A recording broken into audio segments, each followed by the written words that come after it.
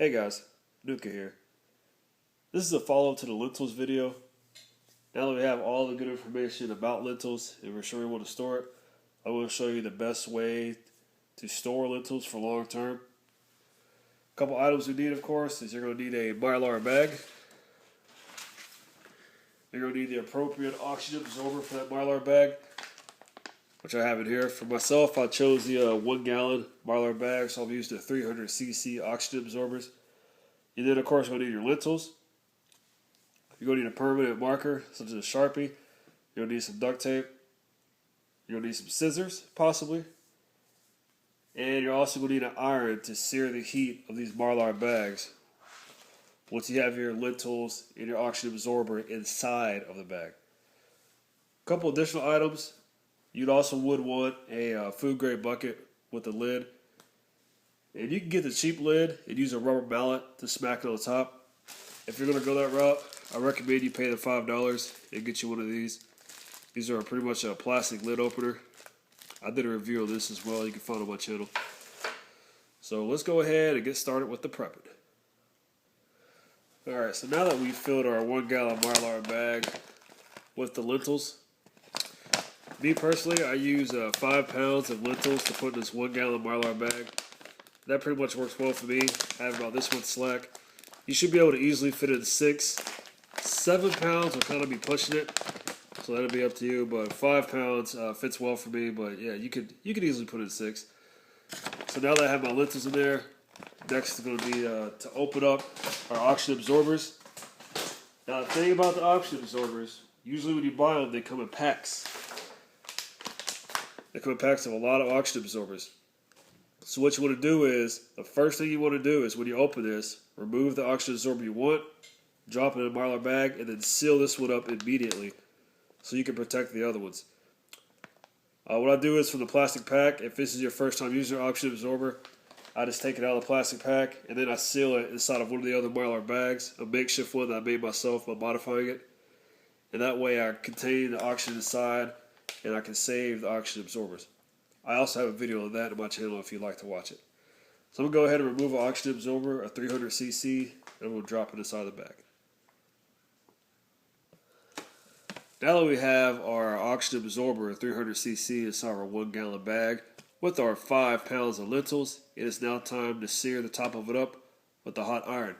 Keep in mind when you do this, if you got the bags like I did, if you see there, these little tearaways here, you want to make sure, let me get a little focus here. You want to make sure that you actually seal it above this, above the tearaway. That way, all you have to do is rip off this tearaway and you can get to your food source without needing any type of scissors.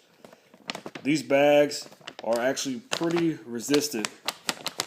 They have some good strength to it, so you may not just be able to just tear it away with your fingers unless you get to these tearaways here. So it's a little step to keep in mind. Now that the bag is nice and seared, there should be no gaps and no air penetrating through the bag. And lentils to be the perfect one to test this, but I always love to do this test. You lift it or tilt it upside down, try to shake on it. If you don't hear any beads of lentils coming out, then you did a good job. I like to go on the front as well as on the back, just to make sure. And I like to hit the corners just a little bit. If you notice there, we made sure that the tearaways were right below it. Like I said, once again, if need be, we can go ahead and just rip it right here, and we have access to our food. Now the last step we need to do is mark it. So now we've arrived to the end to where you really just want to mark your bag here. And this is just a little simple marking convention I put on there. So there's 5 pounds lentils from December, and I give lentils a 5 to 10 year shelf life, and I always go to the end of the month of the year. So I go December 2018, which is pretty much 5 years, to 2023, which is 10 years. Somewhere within that time range is what I give lentils to be at its optimal. Like I said in my other video, once it hits about 10 years, that's when it starts to kind of harden up, and you may have to use a pressure cooker to eat it. All depends.